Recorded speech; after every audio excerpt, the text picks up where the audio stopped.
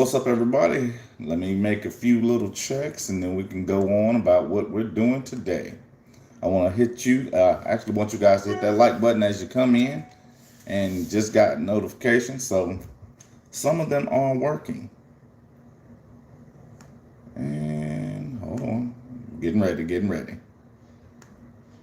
As you come in, hit that like button. And as you can see, the topic, yeah, looks good. All right. Yeah, sounds good too. That's great. All right. Well, today we're going to do something that deals with our current policing situation. And many of you, thank you guys for supporting the channel. I actually just went through the analytics yesterday and saw we have 3 new members that have joined the channel. Parham, he is part of Supreme Society. I'm going to go through and look at the other 2 that join as well. Don't forget to support the podcast. You know, it's 99 cents, $4.99 and $9.99. And you can also do it through Apple Pay by simply sending your boy, hit the message. See, hold on, get that off of there. Y'all can't see that. But you open up messages, right? You can't see that? And you hit pay. And it's going to tell you what to do. Hit pay. Send your boy a donation. We also have Super Chat that's open together today. And what's up, Kay? What's up, Keshawn? But today we're actually going through a document that I went through once before with, and this one is actually from the United Nations. And basically it's the High Commissioner of Human Rights. Because a lot of times what we're doing, we're going through these things and we're not fully understanding exactly what it is that we're susceptible to, because we don't understand the complete access of the power we're giving to a police officer or any other government agent. So the quick breakdown, the thing that I'm trying to see how to word that, because a lot of times I have these discussions and they become open discussions simply because, what's up, Joe? Simply because most people have no real idea of what it is they can and can't do, or what the police can or can't do. And one, like I said, I'm going to get into a discussion that I talked about on my podcast where I talk about excessive force and police shooting people in the back. And how, yeah, that's not okay in any aspect of policing. So, but this we're going to go to, if you want to stop police using excessive force, then stop committing crimes. That was something that was said to me, and it was actually kind of funny. And the context is, it's someone's belief that police are somehow not human, they don't make errors, and that they are trained properly and are doing the right thing in each and every encounter. That's the problem. Because just like we run up on somebody, we don't know how their day is going. That's the exact same thing that goes on with a police officer. The problem is, we know the system is broken. We know that the police aren't trained properly. We know most of these bastards aren't very smart. We know this. And when you have these type of situations, you have innocent people that are violated by actions of the police. And basically what it goes into, anytime you're using one of these publications to kind of teach, because again, this isn't my writing, it isn't completely my looking up, but it's actually something that's used as a teaching tool. The only thing they're going to ask is that you acknowledge that you're using it, and I'm acknowledging that I'm using it. I'm going to read off a little section. Okay, this guide, you know, I got to use the iPad, and I'm actually slide it down so just in case you want to look it up yourself. Human rights standards and practices for police. Oh my God, that's a beautiful picture. Anyway, This guide is designed to be a readily accessible and portable reference for police officers. So this is actually not for the public, it's for police directly. It is organized into major human rights topics of concern to the police, such as investigations. Now, I'm going to break this down because anybody that knows how I teach or what I'm teaching, I constantly say that police are not taught how to solve crimes. They're taught how to generate revenue. Even in doing this, there's a topic that is from the United Nations that talk about international policing, and it deals with investigations. But this is also part of how you set up your defense, because in order to know what you can challenge, you also have to know what it is that is able to be challenged. And that's what this is. That's why it may seem a little off topic today. I'm going to go through a couple of question and answers later, but this is why I want to get into things like this, because it also deals with arrest and detention, because they are separate issues, and the use of force, because that's what we're having the issue with right now. And under each topic, there's a section summarizing the relevant international human rights standards, followed by a practice section containing recommendations for applying these standards. Now, generally what I give you guys is I give you reference points.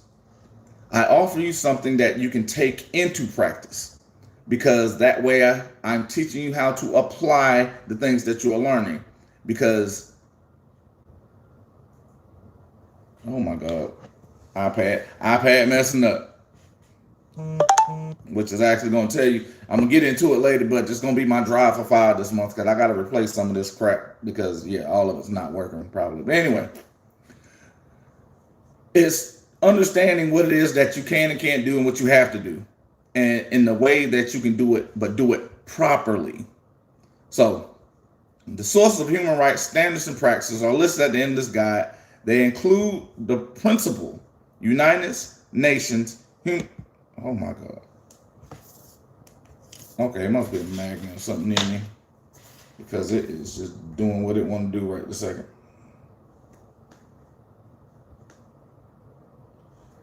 Human rights treaties and many specialized declarations and bodies of principles of law enforcement which have been adopted by the United Nations. Because again, somebody else has already gone through all the policing practices, formed them together so you can have one unified body of action, which is why whenever I talk about all of their practices are supposed to be under federal law, international law, because that's why we have these things called police cruisers. I'll get into that later anyway. But understanding that the information in this publication may be freely quoted and reprinted, provided credit is given, and a copy of the publication containing the reprinted material is sent to the Office of the United Nations. So they can watch the video. That's what I'm giving you. And thank you, women, for your repeated gifts. But anyway, we're going to go into the first part of human rights standards. International human rights law is binding on all states and their agents, including law enforcement officers. So now you understand why I'm giving this to you. All international human rights law is binding on all states and their agents, including law enforcement officers. So when I just give you something, it may sound random, it may look random, it may not appear like it has any context or sense that goes along with it.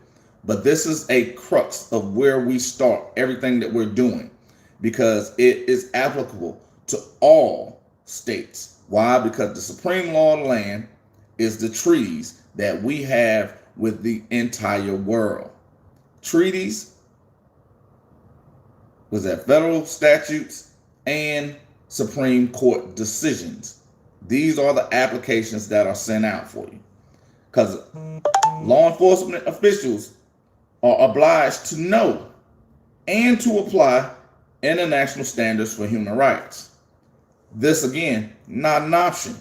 They are obligated to know. Problem is, you and I know 99% of them don't have any clue of what these rights are or how they apply. But here, it's written, law enforcement officials are obliged to know and to apply. That's where the separation is. I'm giving you something that you can know, and I'm teaching you how to apply it. They are to incorporate human rights standards into standing orders for the police, and it's to provide human rights training to all police and recruitment periodically. So the thing is, it goes back to training. So when you hear me talk about things that are actually detrimental to us as a society right now, it's the context and the understanding that the issues we have when we're talking about defund and restructure the police, it's the fact that we have issues with how they're recruiting.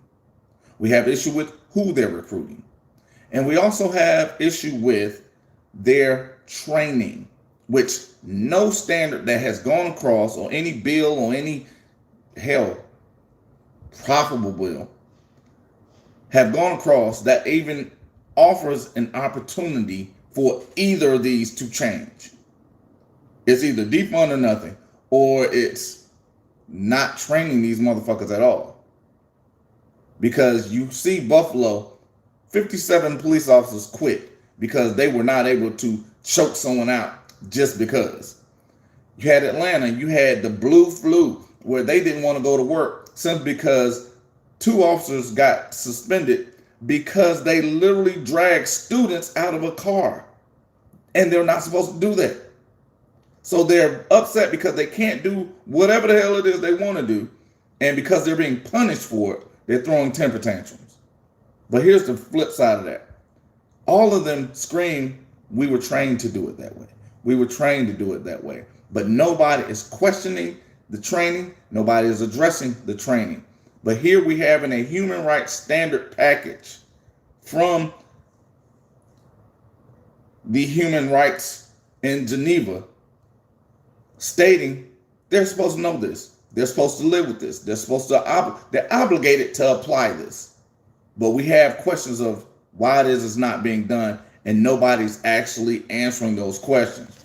Because now when we go into these quote unquote human rights and the policing practices, the human rights derive from the inherent dignity of the human person. Now, I'm gonna say something. It's gonna hit you in the nerve a little bit.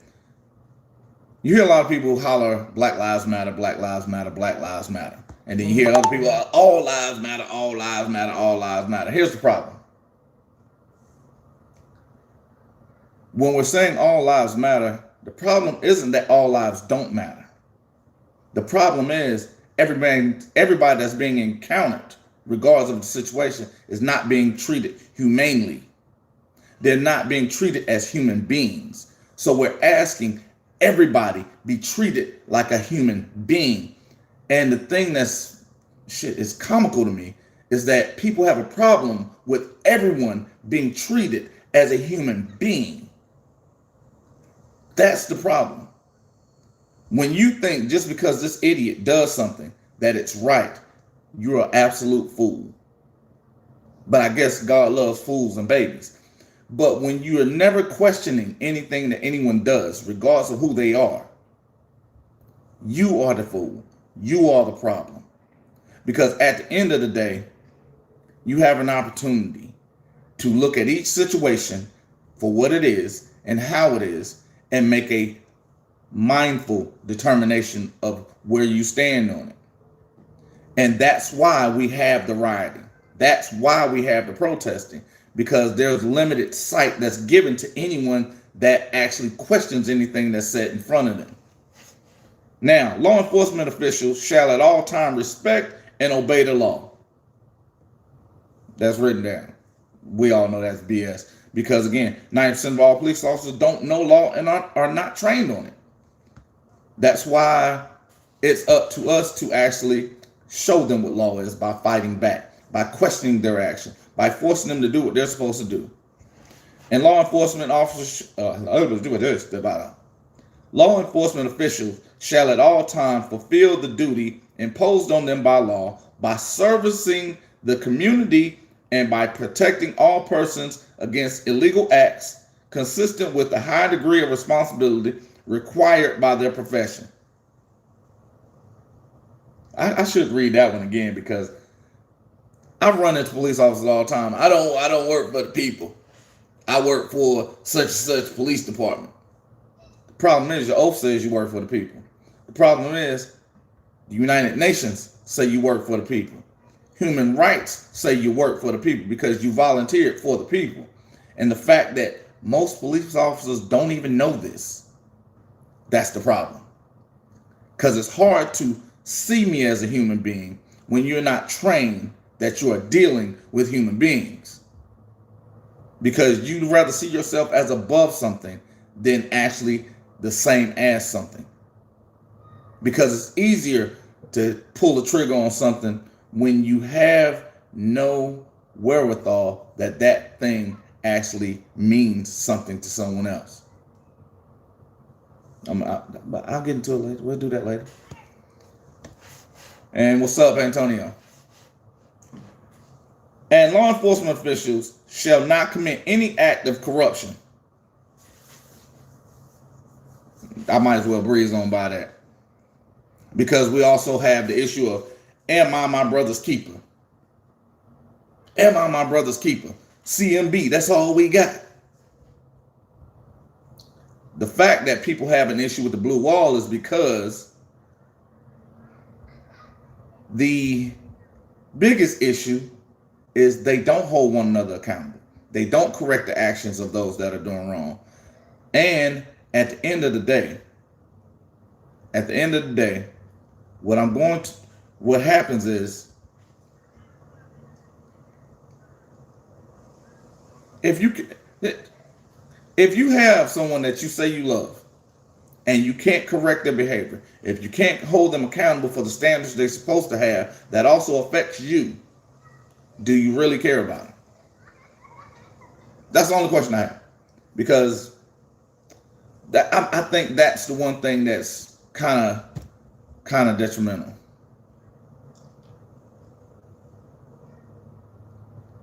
Okay, hold on. You know, I'm gonna look at something real quick, and I'm gonna ask a question too, Antonio. Do you have StreamYards? Are you on StreamYards? Because what I'm gonna do possibly is set up a question and answer session and bring people in on StreamYards later on. But I'm gonna ask you a question real quick.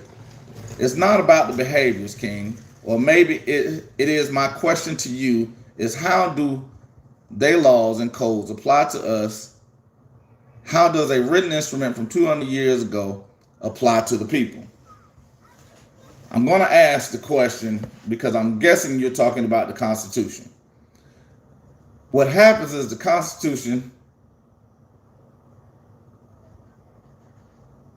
what happens in the Constitution, it becomes a trust document for the people. That is the reason why everyone has to adhere to it that's taking a position of government, because the power is not with the government, it's with the people. The problem is most people are programmed and trained to not challenge the government, when in fact this is an adversarial system. This is a confrontational system. This is a system where you have to have your checks and balances. The problem is nobody wants to be accountable for checking or balancing. The reason why it applies is because the whole standard of the Constitution was written based on this document that I'm reading right now, because it was set up via International Convention on Human Rights. In a sense, it's the contract that when you sign an oath of office, when there's an oath of office, that is the contract any government official takes with the people. Hence why you have these conversations of why there are human rights issues at question, why there are human rights issues that must be adhered to, and why their application must be challenged in a higher court. You don't take these to state issues. You take these to the federal court. Because just like I tell you, you don't deal with anybody else's child. You talk to their parents.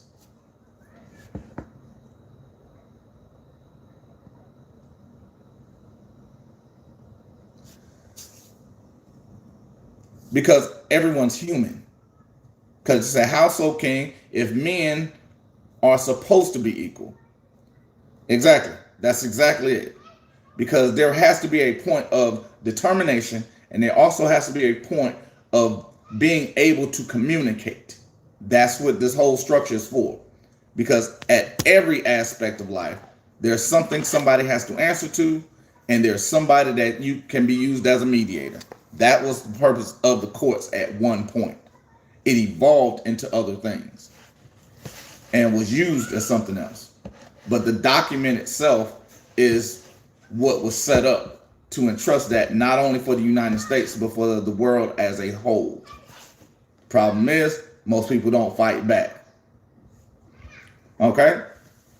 And now, law enforcement officials shall respect and protect human dignity and uphold human rights of all persons.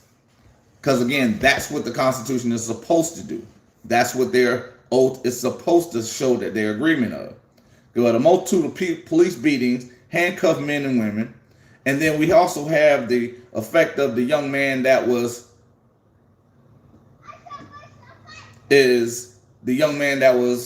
violated in New York with a plunger.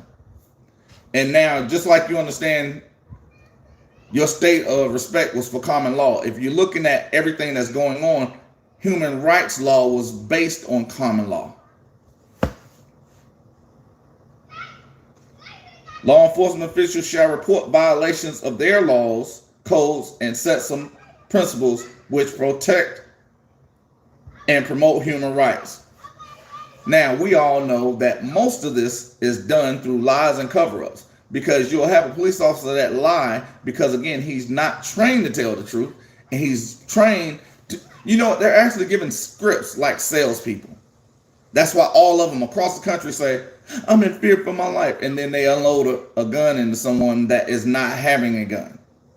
Or they'll say, well, he was doing this erratically. You're behaving belligerently, because those are keywords, buzzwords. And that's what they use to excuse unwilling or unauthorized behavior.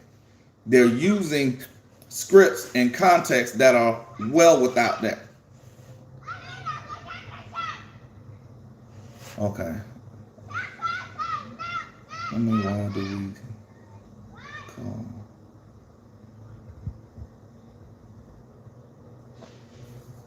Because see, here's the great part about that. I'm gonna give you a quick one on that. At one point, there was this thing called my grandfather used to love westerns. I used to go in there and sit down with him, and this is actually my mother's father. And unfortunately, it became gang mentality, because when you look at someone doing something to someone's family, man has the right to defend his family. Man has the right to defend his property. Generally, those are called stand your ground laws. In Texas, it's called the castle doctrine, because the one thing that is given by God is the ability of self-defense. In the midst of this self-defense, you were to go back, and it was almost like a pagan belief, because it was an eye for an eye. Because you have to do what it is necessary to protect you. Now, have things happen where, it kind of evolved into something else? Absolutely. Because then you get people like the young man that was out in, I believe it was Seattle, and he was out hunting people. Not because he was wrong, but because he felt something was done. Because there were restrictions and programming that's done to say, yeah, you don't do that. Because if you do it, this is what it is. We have to take a point to where we're standing up for us. Because just like, I'm going to give you the greatest example. I love to hear people say, Oh, well, I'll do this for my children. I'll do that for my children. But whenever I have a podcast or video that deals with children, nobody watches it. Nobody shares it. And they are my least viewed or listened to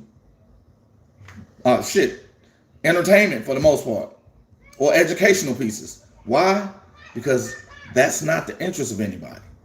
Protection is not the interest of anybody. When you're looking at standing up and defending yourself, and we're talking about a drive-by, the thing is, the reason why we don't have a lot of this extra going back is because just like when we have the court order to show up to fight, 95% of people don't do it because everybody wants to talk about how great it is and how good it is that you want to be, but nobody wants to actually step in the ring and fight. That's why you have less than 5% of people doing it, because you're trained not to fight. You're trained to just go with the flow, and you're trained to question everything that's set in front of you that means that you're free. Anything that means that you have to accept responsibility for what goes on with you, you are trained to believe that you can't do it. You are trained to believe that there's something wrong with it. And then there's no way in the world that you will defend what you're doing, because then you have to accept the responsibility of your actions. Nobody wants that. That's why. Why when you pick up and call, you're doing it because you're offering the responsibility to someone else. That's where we're at. And what's up, Jingy? Jingy, cheers, Supreme. Great to see you. You know what? I have to do this more. And Jingy, I'm upset with you. I just want you to know that, because I looked on there. I didn't see you on the join. So you here, but you ain't on the join. I need you to get a tier. But we'll talk about that later. We're gonna get in that. But now I'm gonna get back to this. I hope that answers all your questions. All right.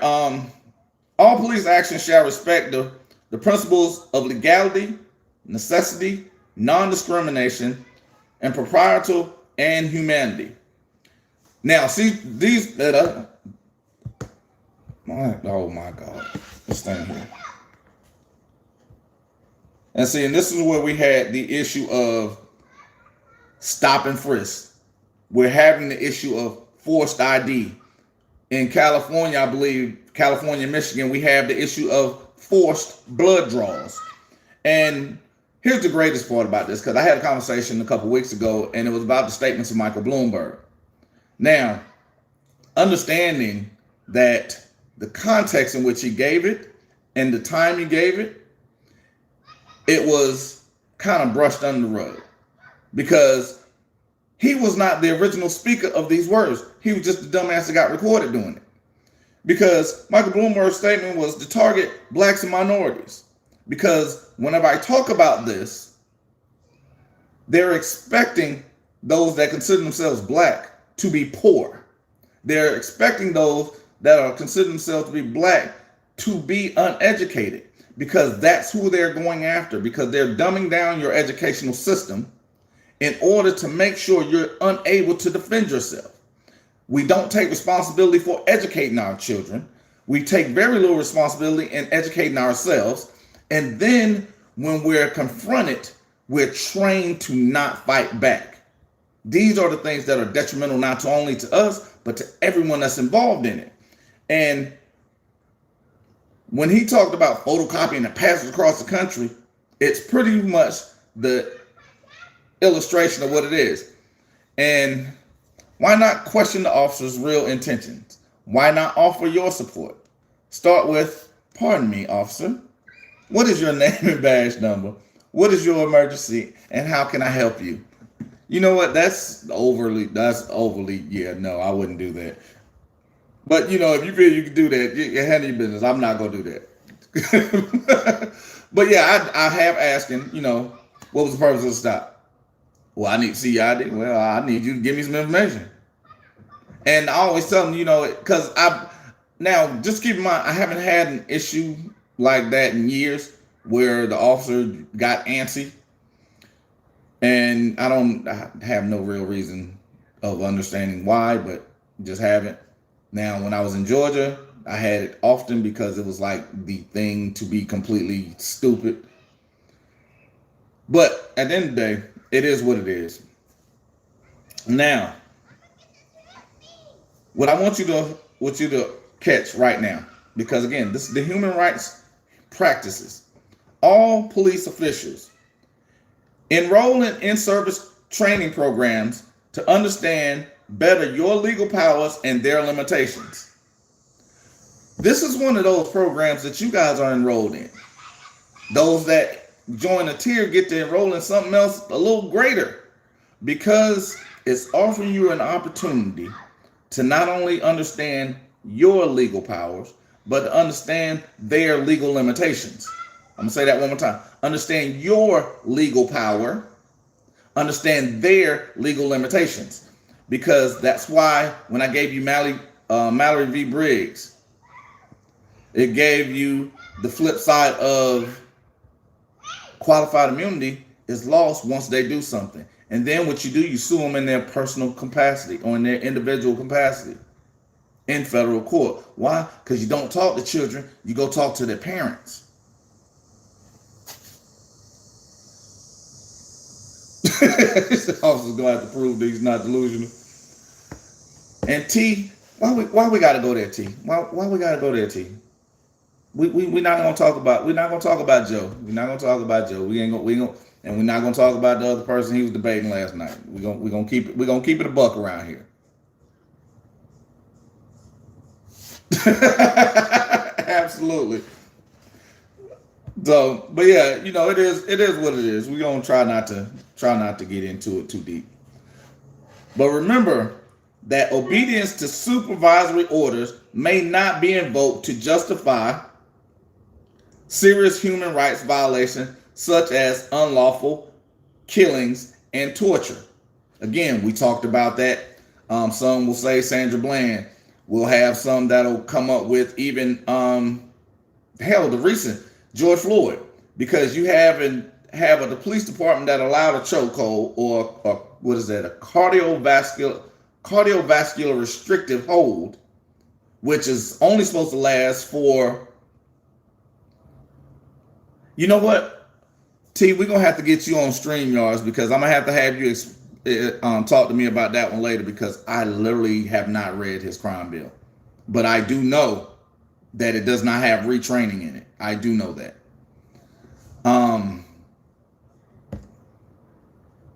But you have a hold or a restrictive hold that was applied, that was only allowed for 1.5 minutes, simply because once the brain starts losing oxygen, other stuff started happening. That was put on for 8 minutes and 46 seconds. And the 3 other officers not only restricted others from intruding, they also went along with his behavior, which is why they are actors in concert. I've said that before, but it is what it is. But it's also why Steele v. Furman is effect, because just because the supervisor given an order doesn't mean they have to follow it. They have officer discretion because they have the ability to think for themselves.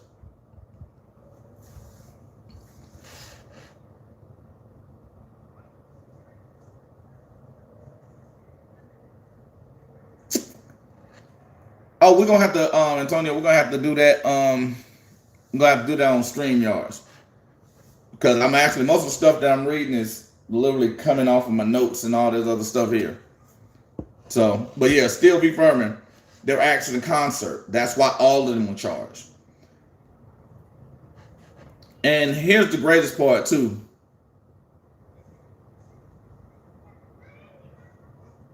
The pink man don't. Okay, and basically we also went on, I think I did a video, it was about a year ago, I believe, at UTEP.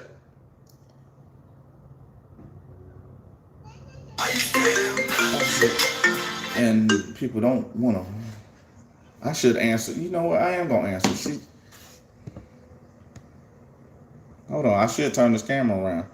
I really should turn it around so everybody can see who I'm talking to. Yes, ma'am. You're live on YouTube. Hanging up.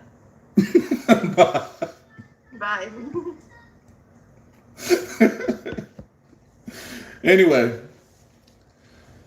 familiarize yourself with both internal and external complaints and reporting procedures. These are the things where we're talking about when we're looking at the fact that we have, we're doing FOIA requests or Freedom of Information requests. I need to stop abbreviating shit because that ain't what I do. But we also, they are something they're supposed to do. They're supposed to actually set up on how to get this information to the public. But we also know that they're constantly doing things that will allow them to get rid of these records after 60 or 90 days, which is why in Arizona you have officers that are involved in 2 and 3 or 4 actual shootings that resulted in the death of someone, and they're still working. But it's the people's fault, according to Chief out in Phoenix. But what do I know? That's they business. But anyway, when you have the responsibility to do reporting, and you also have a no snitching policy, you also have the code of the blue wall where nobody talks to anybody, and everything that's done, there is no fight club. First rule of Fight Club, there is no Fight Club. And the greatest part we have in that is understanding that they're trying to destroy these records. So a lot of times when we're doing things, there has to be done with a purpose and an intention of getting it done, sometimes quickly.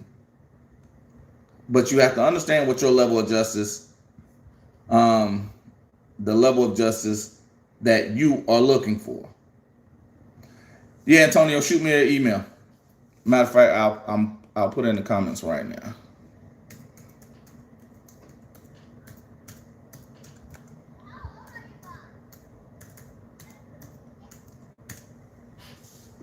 All right. So shoot me an email and we'll have a conversation about that later. But also, you also need, if you're not on StreamYard, sign up for it, because I'm actually going to start doing some shows on StreamYard so I can have you guys on, because especially like Gene, you guys have great questions. I definitely want to do question and answer. Some of you guys, I believe the non-lawyer, he has great content. He's come on. I've gone on his show a couple times. Dexter always has some great input. So I want to make sure everybody gets an opportunity to get introduced and we get some real learning going on, because that's the whole crux of why I did and why I'm doing what I am doing. So, but hell, you know what? Actually, let me go back to the no snitching, because even when you have policing police, they're called the Rat Squad, and it's called internal affairs. And no one likes anybody from internal affairs. Why? Because they're cops telling on other cops. And they're providing information and research and things that are done that are generally not what the blue wall wants you to have. So when they're doing those things, it's detrimental, because they are liable civilly to you for their actions. And no one wants to be held accountable, even us. So just what? When you have someone that's quote unquote dependent on you for your revenue, you don't want to be held responsible or liable for your actions either. So that's where they're going. But the greatest part about it is, just like I said, they have the ability to make a decision, because every action that violates or disqualifies them from qualified immunity deals with a willful action or ignorance. Meaning they're doing something just to be doing something, and they don't know that it's wrong or right. That's why you challenge every aspect of it. Because at the end of the day, if they're not doing what's right, you tap them pockets. And that's all that happens from that. And now, by example and good command, the management practice ensure all police officers maintain respect and dignity for all people. Now, any of y'all that are watching any of the videos I put up on Supreme Talk, yes, that's another little channel I dump shit on, but it's Supreme Talk. I did an entire video where I spoke about ex-Chicago Superintendent Eddie T. Johnson, and I talked about how he allowed for an officer to shoot a 16-year-old autistic boy and then attempt to cover it up. Threaten a young man that found a Vivid.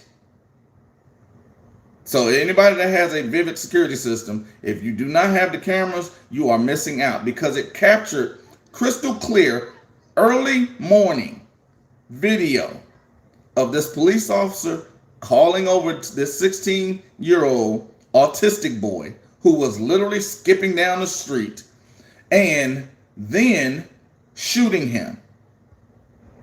And from the context of that video, showed the officer's report was a lie. You remember we talked about earlier that stop committing crimes and police won't shoot you? This is one of those things where this young boy was literally skipping down the street. Officer Muhammad shot him multiple times. This young man lived. Eddie T. Johnson covered it up. But these are the police officers that we're supposed to be protecting and looking for.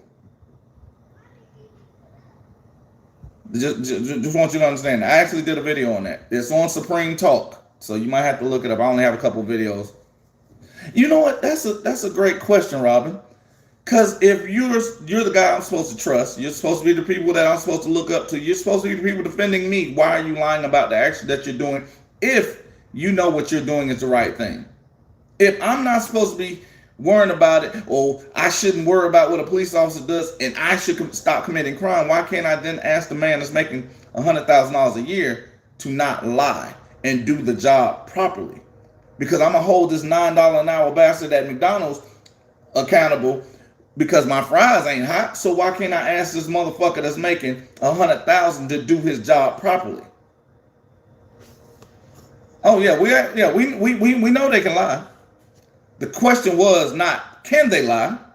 The question was, why lie if you are the one that we're supposed to trust and be protected by?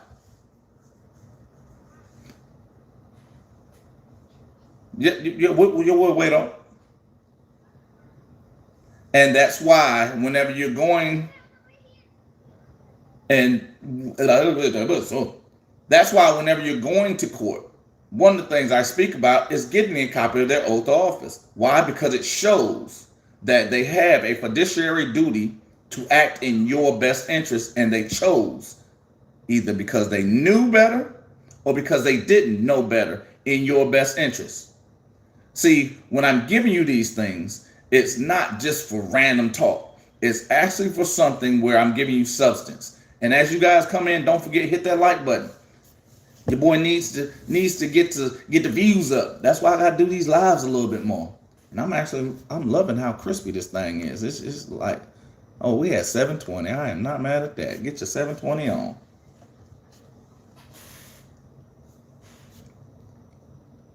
Castle Rock v. Gonzalez, cop have no duty. They do have a fiduciary duty when they have an oath of office. The oath of office is part of a trust document. I've literally given several cases that showed that.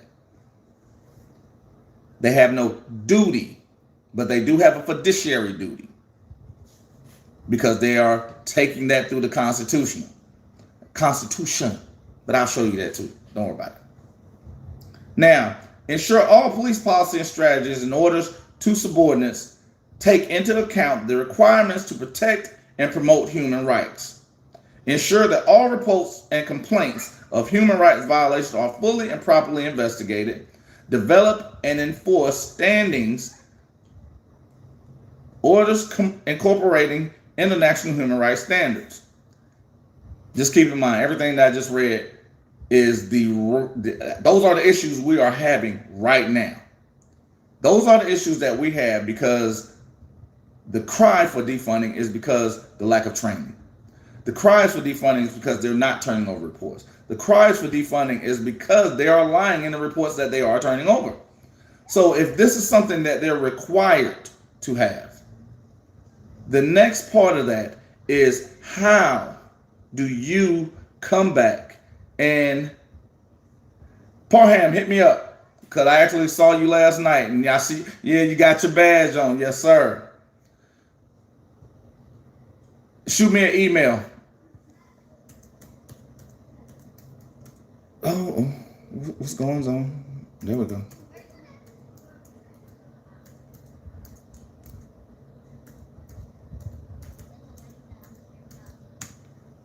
There you go. Yeah, Parham, hit me up. But now, all police officers are part of and have a duty to serve the community. I'm gonna actually show y'all this because we had a little. Yeah, I didn't write that. That's a part of the International Handbook. I'm reading that. So these are things, again, not my words. I'm not giving you my words. I'm not giving you my opinion. I'm not just saying stuff just to be saying it.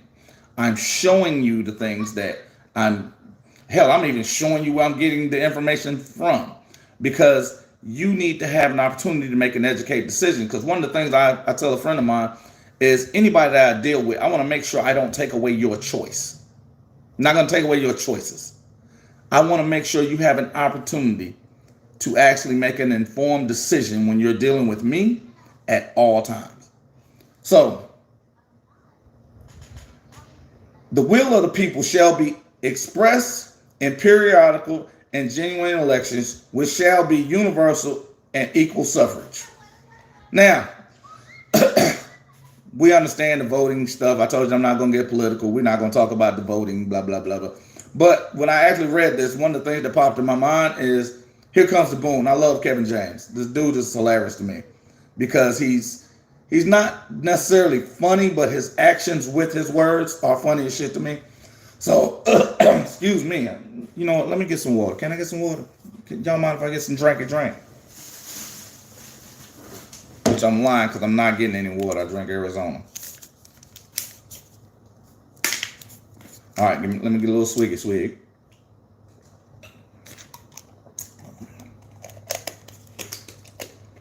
All right. Well, all right. But in Here Come the Boom, they actually spoke about suffrage. And one of the things that we're having as a issue of suffrage, absolutely, King of Queens, yes. He was in this movie called Here Comes the Boom. And in the midst of that, he was also teaching people how to become citizens. And they spoke about suffrage, but it's understanding the right to vote. Now, we can go into that, but again, not going to do it today, because we understand the way they're doing it today is they're trying to take that away systematically by using the structure of one's name to do so. Whether it's their fault or your fault or however, they're looking to take that away from you. But we're not going to talk about that now. Now, here's one of the solutions that the human rights practices came up with. And I actually looked at something that Sterling Sharp did in Columbia, South Carolina, probably about 15 years ago.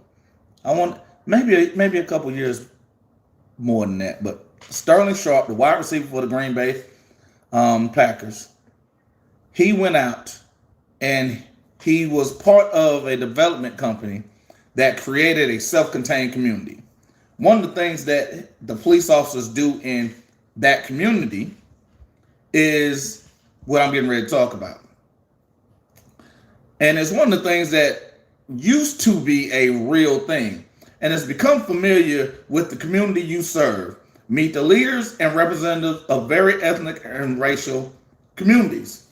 They're not doing that very much anymore because most people consider that very Mayberry. Well, that's one of the things that allow for people to do, I consider, better policing. Because even if you looked at, excuse me, the movie Colors, you know, from way back in the day with Ice-T, and it was talking about gang violence, but it also talked about how almost everybody in those communities knew the police officers that were patrolling those communities. Even in training day, certain areas that Denzel went into, those people knew Denzel was policing them. They understood how to deal with him. And in those areas, there was a certain level of respect for not only the people, but also for those that were being policed. So those were one of the things that are things that need to be incorporated. And I thought that was a great option because a lot of times you have people that want to give you problems without solutions. United Nations chose not to do that. They addressed issues and offered solutions. Participate in foot patrols. Oh my goodness. And community service activities in ethnically diverse communities. Now, one of the things I encountered in Augusta, Georgia, Richmond County, because I'm actually going to do a video because they did something to my boy down there. And he didn't want to fight back. But it's cool. I hope you don't get it too upset because I'm going to do the video. But there was a couple of police officers. We were down going to a parade, and I had a bunch of my nieces and nephews with me, and we were all walking, and I had my little strap on my shoulder, my belt, and just kind of joking because there were 3 police officers over there, and I was teaching my son not to be afraid of them. So he went over and shook one of them hands. So 2 of the 3 officers, they actually spoke to all the children, like, hey, hey, how you doing? Blah, blah, blah. My name is Officer such and such and such. One officer didn't. So I go over and extend my hand to this officer who did not extend his hand to any of the children. He puts his hand on his gun and he says, I don't shake hands. That's the problem we have. Because that type of attitude requires the exact same return. Because every action has an equal and opposite reaction. He's attempting to not be friendly. That's the one that will hurt you. He's showing you that he is willing to hurt you. That is the one that will lie about you. Because even with the context of that, I told him, if you're that upset doing your job, because you are a community figure, you're in dealing with community from various walks all day, every day. That is your job. If that job makes you that upset, eat your gun or don't put on a uniform. Because the uniform is for those that are brave and are able to do what they're supposed to do. You're not able to do that. That's my opinion, just in case you were wondering. You take it how you need to take it. Because at the end of the day, I don't care what job you're doing. If you need to be that upset to do it, you don't need to do it. Eat your gun. Don't go. If your job makes you that upset, don't go to work. Because it don't matter if you're making fries. It don't matter if you're putting up boxes at FedEx. It don't matter if you're a police officer. Don't do it. Because the only thing you're doing is hurting yourself and those that are around you. And you're wasting the people's time that are dealing with you. That's it. And absolutely, many of them are trained to escalate. Not necessarily be aggressive, but they're trained to escalate situations. That's why they use the words, oh, you're being belligerent. Why are you being uncooperative? Nigga, why do I need to cooperate with you? When I become a police officer? That's your job, not mine. So they're trained, again, because it's a revenue grab. It has nothing to do with law or justice. We know that because they don't know law. Which, again, was something that was addressed in the human rights pamphlet. I'm going to tell you when this damn thing was written. That's what was funny to me. This was written in 2004. Now, it wasn't even as bad as it is right now. This was written 16 years ago. In Geneva and New York. And New York was having horrible issues in 2004. Which is probably why they're so accurate. But, yeah, we know that's not the goal of what they're doing because they're doing it to generate revenue. Speak out against ethnic or racial stereotyping or slurs in the community and in the police station. Now, we're just now having mayors do this. We're just now having police commissioners do this because I got to find it. I actually have to find it. You have the option to sue the police union. This was something that was done, I believe it was 2015, 2016. I can't remember, but it originated because it was a Vegas case. Now, what happens is the policing union doesn't allow the disciplinary action to be done solely by an outside source or the police department. So what has now happened is most police unions are being disbanded and they're being overridden by police chiefs as well as mayors. You can actually look at that in Atlanta because she told them, "Oh, you had a blue flu, stay your ass home, or I'm gonna replace you." Guess what? The flu was over with real quick. And then you look at Philly and Baltimore; they had over 150 officers fired for Facebook posts and Instagram and tweets. So these are things that were very prevalent because 150 people are not a small amount of people. I don't care how many people there is. That's a lot of police officers that are being fired because of that. So when you're looking at the actions of what should be done, and you're looking at minor implementations of this, these are the things that need to be implemented countrywide, period. These are the corrections that need to be made. And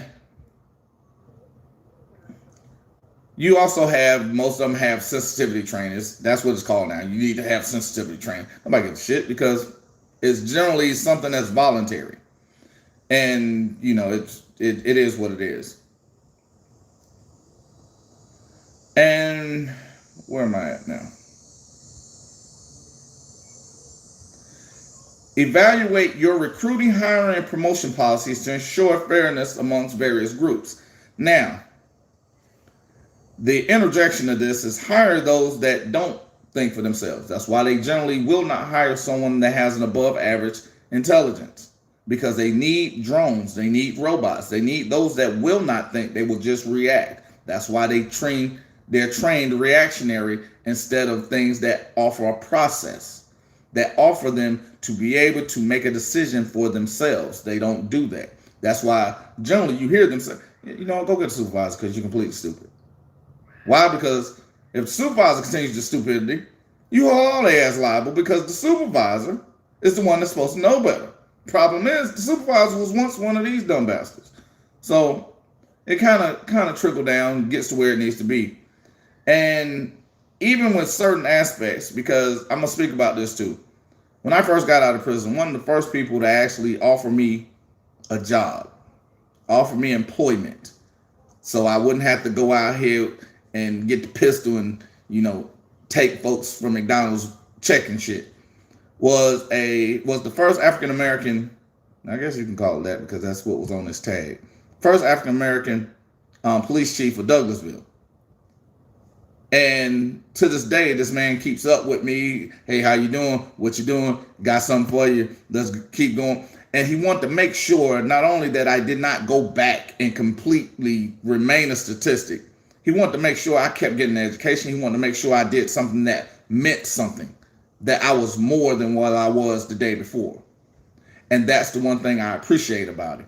Because like I say, literally, if I don't call him, he'll call, text. He hits me on every fucking social media I have, but, you know, I just try not to respond to him sometimes because it gets annoying, but he ain't gonna stop. So it is what it is. But it's understanding that going through certain things, sometimes you need help. And even applying some of these standards are things for solutions, because I'm not the only person he's helped. There are several other police officers that have done things to attempt to better their communities or better the communities that they're in, because they're looking for others to be better than what they are. And the problem is too few. These are, again, things that are in the United Nations handbooks. And when they have things like adopt community policing strategies, generally the policing strategy would be to get to know the people that you are policing. The problem is their policing strategy is to generate revenue. So it has nothing to do with law, order, or anything that goes beyond them being better or adding things that are beneficial to any community that they're serving.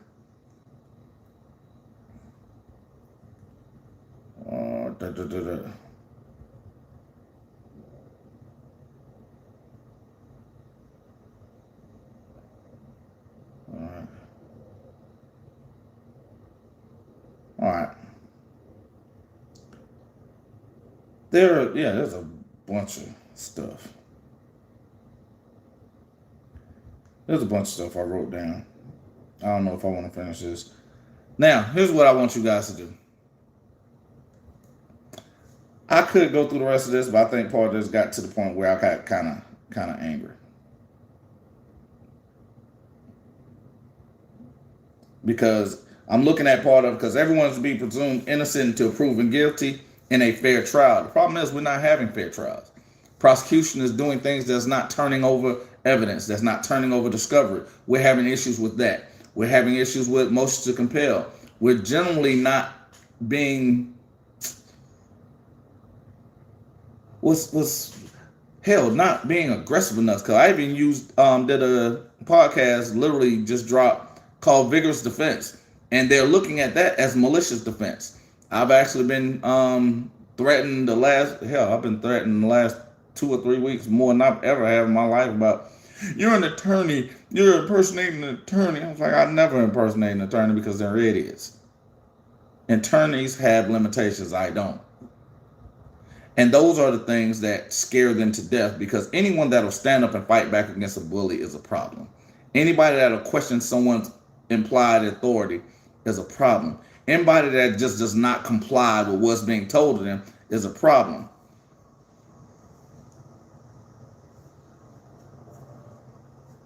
And that's, again, just like, I'm glad you said that, because T just wrote, you are supposed to be taken to see a judge first, not strip searched and then jailed. Because again, those again are Fourth Amendment rights. You're not supposed to be fingerprinted until after your conviction. That's a part of the identification of oh my God, I had a Identification of Criminals Act. Those are things that are done because even I believe it was oh God, I just went straight blank. I gotta stop reading y'all shit while I'm doing this. But anyway, but yeah, because I even went through a point where it talked about victims and witnesses are to be treated with compassion and consideration. Now, here's the problem I have with that. And this is why I think I actually went off the rails a little bit, because I did get angry. Because you look at someone like the Super Part 5. They were all 14, 15, 16 years old. They were interrogated for 14 plus hours, not given food or water. And then they were lied to constantly. People were okay with that. Then you look at Tony Tippia. 3 Dallas officers laughed as he begged for help and lied in their records until the video surfaced. You look at Wayne Green. He was beaten with a flashlight because he was in a drug area. Not that he was buying drugs, but because he knew somebody over there that lived in that area. I've actually been stopped in Atlanta that told me, I was walking around Pittsburgh, oh, you're in the drug area. I was like, pretty much that's this entire area, right? And the officer couldn't do anything but pretty much agree. So just because I know someone over there, that's a problem. That offers someone the right to beat this man to death with a flashlight. Abner Loma, he was sodomized while handcuffed with a plunger. That was a young man that was in New York. Sean Bell was shot 50 times at night, the night before his wedding, because he was shopping. You look at Chef Belosha. He was coming out of a major hotel. His leg was broken by New York police officers. They weren't even looking for him. This man was in a shirt and tie. But you tell me things like, you need to quit committing crimes and the police won't do this to you. Charles Kinsley was laying on the ground, shot in his back by a police officer in Miami. They was actually looking for Charles's patient. But you tell me that I should trust someone that lies in their report. I should trust someone that's trigger happy. I should trust someone that does not do what they're supposed to do in an orderly, lawful manner. And I'm the problem if I ask a question.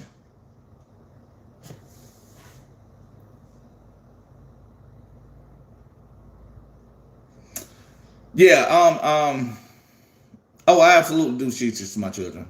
And it's funny because they watch me more on YouTube than they actually do when they listen to me in the house, and it's funny as hell. Because I guess I'm the guy on YouTube, I'm not dad. So it is what it is. But yeah, I'm gonna try to do a StreamYard probably in a couple hours. I got a couple things I need to do. But yeah, because I actually feel my blood boiling a little bit because I hate stupid. Because again, when you're making assumptions instead of looking at aspects and the totality of a situation, and you're giving me a definitive, and I literally read off 20 people that was executed that was deemed to be innocent. 63% of all people let off death row are deemed to be innocent. We talk about how, just like the young man just posted, police are allowed to lie to you. Police do lie to you. They lie on video. They do other things that don't allow for the whole situation to be addressed properly. And then you question my motives. Yeah, it is what it is, because you have a problem with me defending myself. You have a problem with me going with the law of nature, because the first law of nature is self-preservation. And in doing this, give me a couple hours, I'll be back.